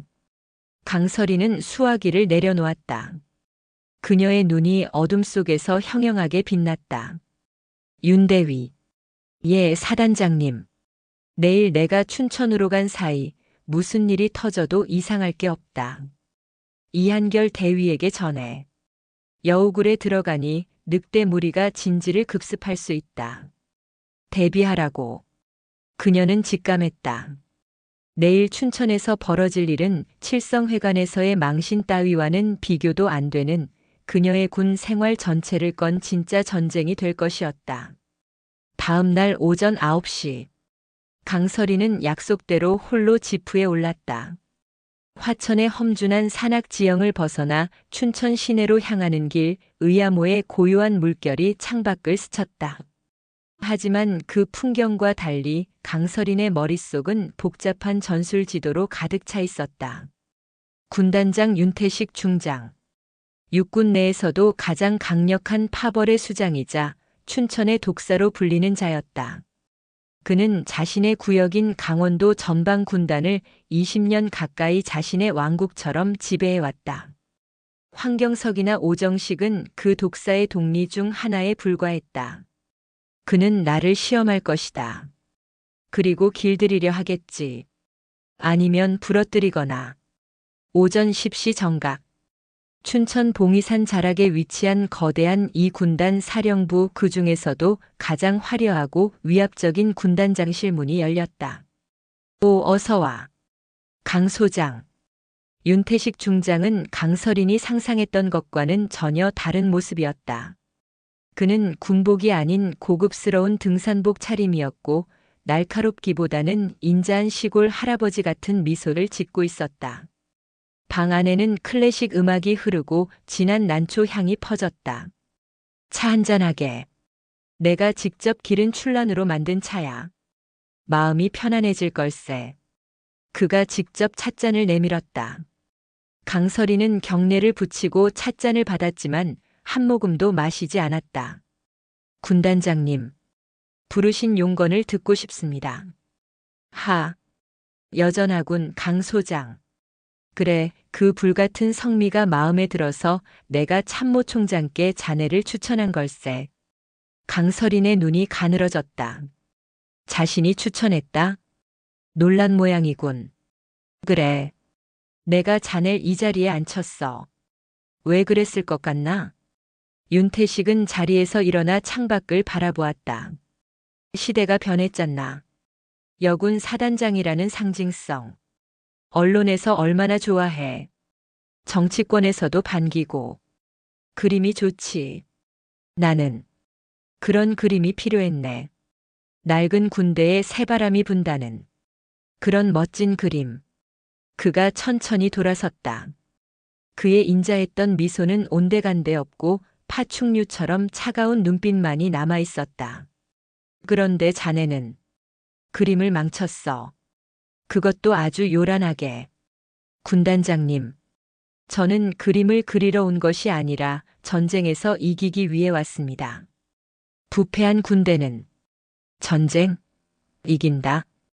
윤태식이 코웃음을 쳤다. 강 소장, 진짜 전쟁은 철책선 너머에 있는 게 아니야. 바로 여기 이 방에서 하는 걸세. 예산, 진급, 보직. 이게 전쟁이야. 그리고 자네는 내 전쟁터 한복판에 불을 질렀어. 내 사람들 황경석, 오정식. 그들은 지난 10년간 이 춘천의 안정을 위해 헌신한 내 수족이었네. 그것은 헌신이 아니라 기생입니다. 병사들의 피를 빨아먹는. 그만. 윤태식의 고함에 방 안의 공기가 얼어붙었다. 강설인. 자네가 여자인데다 별까지 달았다고 해서 이 판을 다 아는 것처럼 착각하지 마. 자네가 지금 밟고 있는 이 땅, 내가 만든 땅이야. 자네가 마시는 공기도 내가 허락한 거고. 그는 책상으로 돌아와 서류 한 장을 그녀에게 던졌다. 자네 부친 강준혁 예비역 원사. 지금 폐암 말기라고 들었네. 서울 국군수도병원 특실에 입원해 계시지. 병원비가 만만치 않을 텐데. 강설인의 심장이 차갑게 내려앉았다. 자네 여동생. 태봉 인더스트리라는 작은 방산업체에서 연구원으로 일하고 있더군. 공교롭게도 그 회사가 우리 군단의 야간 투시경을 납품하고 있지. 황경석과 마동철이 엮여 있던 바로 그 유령 회사의 실체였다. 군단장. 당신이. 그래. 내가 자네 동생을 그곳에 꽂아줬어. 자네가 사단장이 되기 직전에. 선물이었지. 자네 가족의 생계가 내 손에 달려있다는 작은 신호. 그것은 회유이자 완벽한 협박이었다. 강 소장. 선택은 간단해. 윤태식이 다시 인자한 미소를 지었다. 지금이라도 늦지 않았어. 총기 사고와 화재는 자네의 과도한 개혁이 부른 부작용이라고 내가 위쪽에 보고하지. 자네는 책임을 지고 연구보직으로 물러나. 그럼 자네 부친은 최고의 치료를 받을 거고 자네 동생은 계속 일할 수 있겠지. 아니면. 그의 목소리가 속삭임처럼 낮아졌다. 자네는 오늘부로 지휘 능력 부족과 친인척 비리 연루 혐의로 불명예 전역하게 될 걸세. 자네가 그토록 혐오하던 부패 군인의 딱지가 붙어서 말이야. 자네 동생은 당장 해고되고 태봉 인더스트리는 세무조사를 받겠지. 부친의 병실도. 장담 못하네. 강설이는 주먹을 꽉 쥐었다. 손톱이 손바닥을 파고들었다. 그녀는 수십 년간 군 생활을 하며 겪었던 그 어떤 모욕보다 더 깊은 절망과 분노를 느꼈다. 그는 그녀의 가장 약한 고리 가족을 인질로 잡았다. 어떻게 하시겠습니까, 사단장님? 강설이는 천천히 고개를 들었다. 그녀의 눈은 더 이상 분노로 타오르지 않았다. 그곳에는 모든 것을 포기한 듯한 깊은 공허함만 남아 있었다. 군단장님의 뜻대로 하겠습니다. 윤태식의 입가에 만족스러운 미소가 번졌다. 독사가 사냥감을 집어삼킨 순간이었다. 현명한 선택이야, 강 소장. 역시 똑똑해. 그럼 당장 사단으로 복귀해서. 그때였다. 윤태식의 말이 채 끝나기도 전에 강설인이 찻잔을 든 손으로 책상 위 붓통을 실수로 쳤다. 붓과 벼루가 요란한 소리를 내며 바닥에 떨어졌다. 이런. 죄송합니다. 제가 실수를. 이런 777 못하게. 윤태식이 허리를 숙여 벼루를 줍는 바로 그 순간. 강설인의 공허했던 눈빛이 야수의 눈빛으로 돌변했다. 그녀는 찻잔을 든 손목에 숨기고 있던 머리카락보다 가느다란 녹음 장치의 버튼을 정확히 눌렀다. 그리고 동시에 반대쪽 손으로 찻잔 받침 밑에 붙어있던 초소형 발신 장치의 긴급 신호를 작동시켰다. 실수로 부통을 친 것은 윤태식의 시선을 피하고 녹음 종료와 긴급 신호를 동시에 보내기 위한 그녀의 마지막 도박이었다. 아, 괜찮네. 비싼 건 아니니까. 자, 이제 돌아가서. 윤태식이 허리를 펴고 다시 말을 이어가려던 찰나. 쾅, 쾅, 쾅. 군단장실의 육중한 문을 누군가 부술듯이 두드렸다. 누구야? 감히. 문이 거칠게 열리고 윤태식의 비서실장이 새파랗게 질린 얼굴로 뛰어들어왔다. 군단장님, 큰일 났습니다. 육군 본부. 그의 말이 끝나기도 전에 검은색 특수 전투복을 입은 육군 중앙수사단구 헌병대 요원들과 강서린이 부임하기 직전까지 몸담았던 참모총장 직속 특별전략팀 요원들이 쏟아져 들어왔다. 그리고 그들 앞에는 강서린이 유일하게 믿었던 부하 윤성훈 대위가 서 있었다. 사단장님, 이게 대체...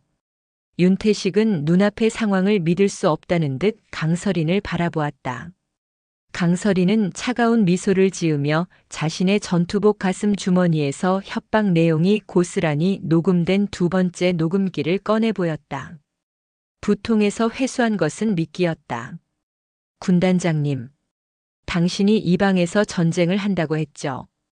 하지만 당신은 가장 기본적인 전술 원칙을 잊었습니다. 그녀가 윤태식의 귓가에 속삭였다. 적진에 들어갈 땐 절대 혼자 들어가지 않는다. 그녀는 혼자 오라는 명령을 받았을 때부터 이 모든 함정을 예상했다. 그녀가 춘천으로 오는 동안 윤성훈 대위와 특별전략팀은 그녀가 보낸 긴급 신호를 받아 군단 사령부를 포위하고 있었다.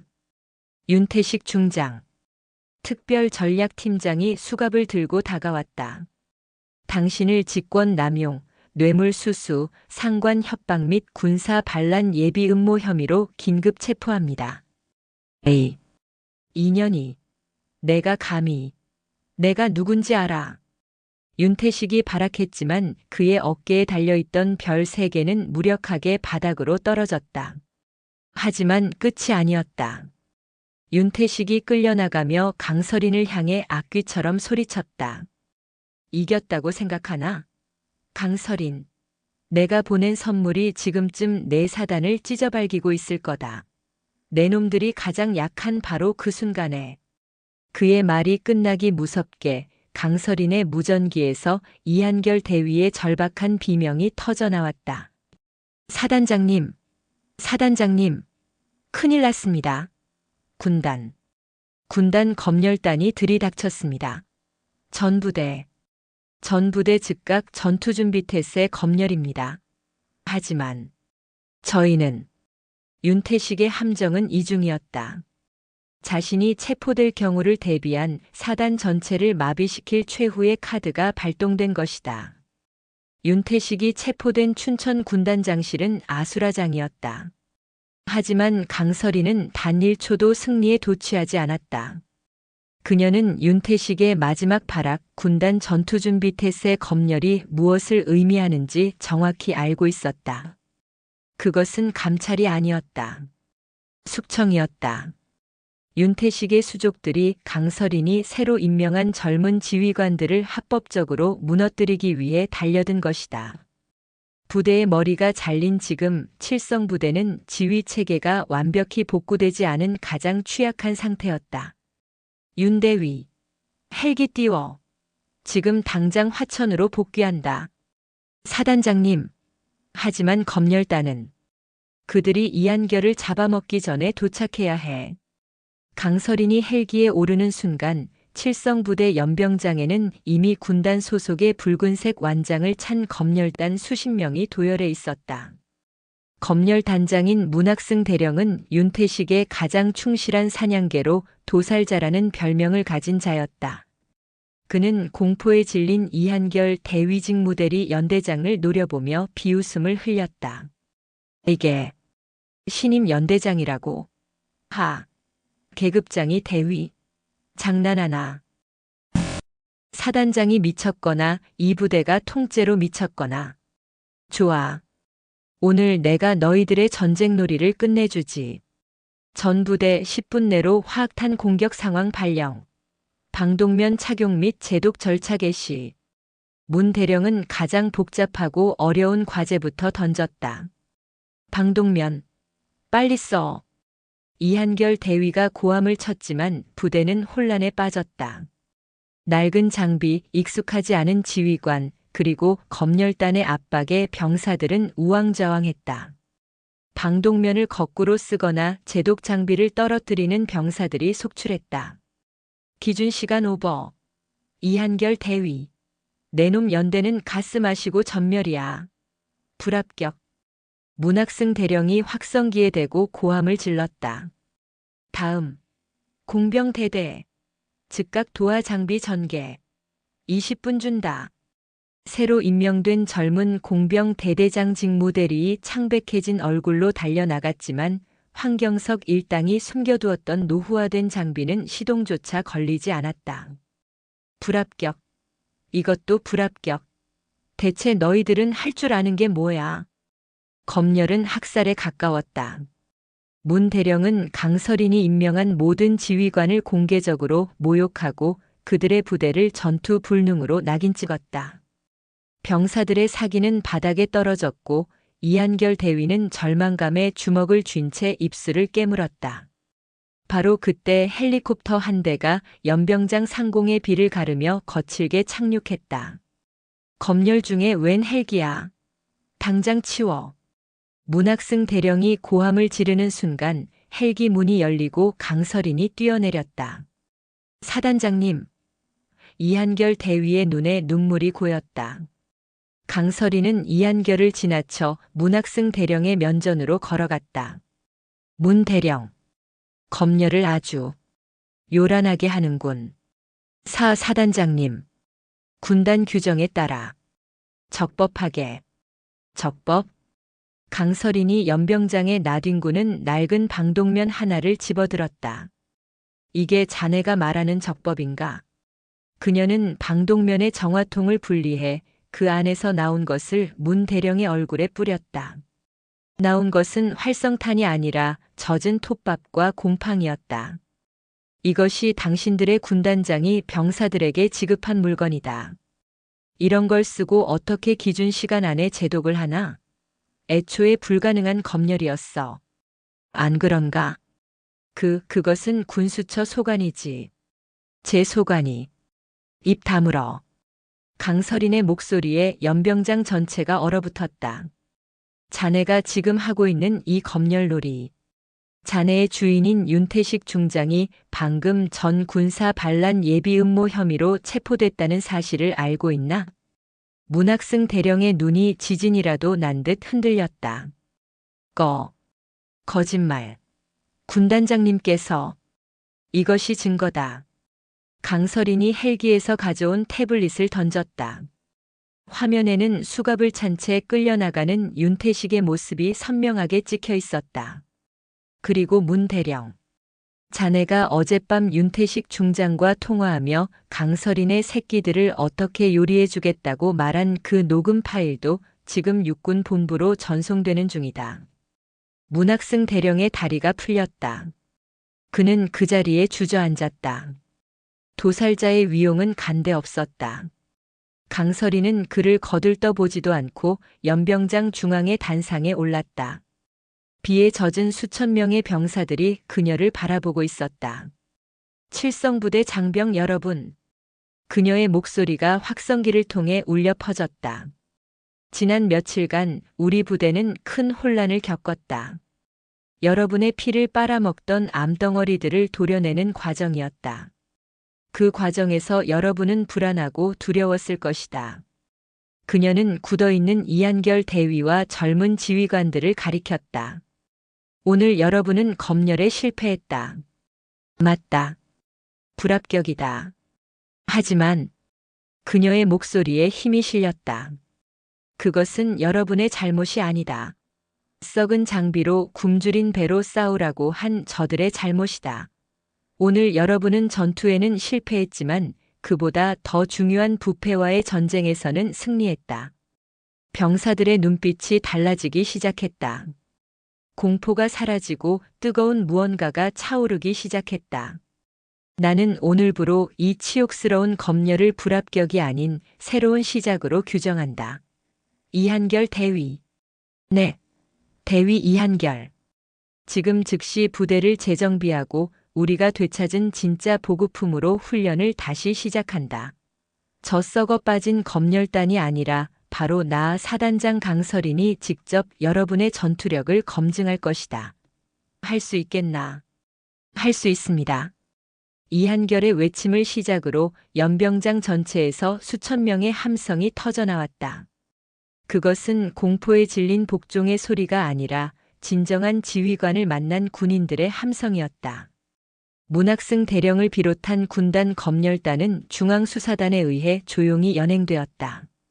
칠성부대에 드리워졌던 길고 어두운 그림자가 마침내 걷히는 순간이었다. 한 달 뒤, 칠성부대는 완전히 다른 부대가 되어 있었다. 사령부 입구의 지휘관 의전 따위의 문구는 사라지고 전투에서 승리하는 부대라는 단순한 표지판이 걸렸다. 모든 것이 바뀌었지만 단 하나 칠성회관은 그대로였다.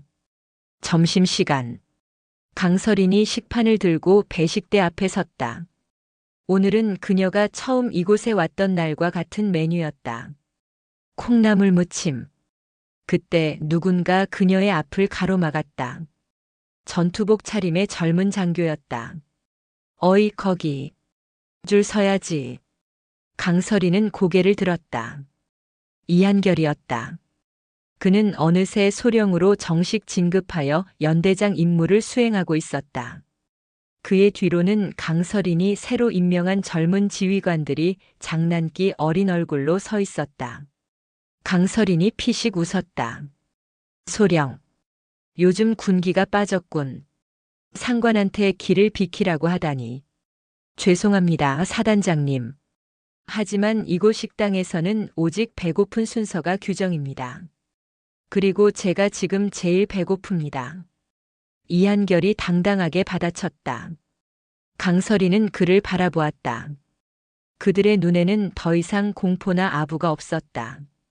오직 건강한 자신감과 같은 전장을 겪어낸 동료에 대한 신뢰만이 가득했다.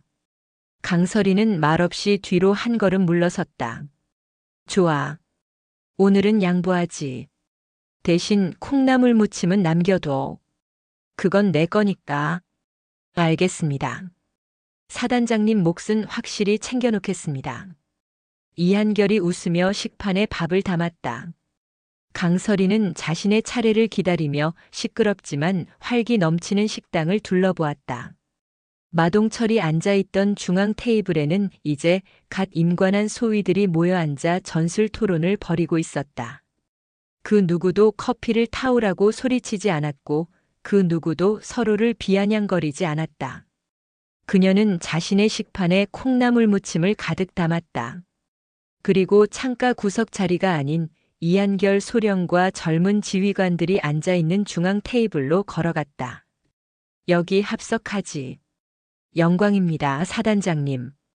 강설인이 자리에 앉자 식당 안의 모든 장교들이 잠시 그녀를 주목했지만 이내 자신들의 식사와 대화로 돌아갔다. 사단장은 더 이상 공포의 대상이나 망신의 대상이 아니었다. 그저 그들과 함께 밥을 먹는 지휘관일 뿐이었다. 강설이는 콩나물 무침을 입에 넣었다. 그래. 이제야 좀. 밥맛이 도는군.